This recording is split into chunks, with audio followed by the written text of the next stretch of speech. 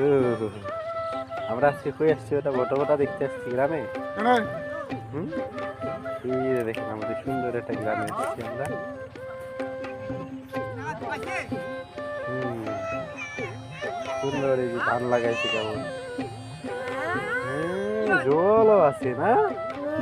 হুম, মাছও আছে। কি মাছ আছে বাবা?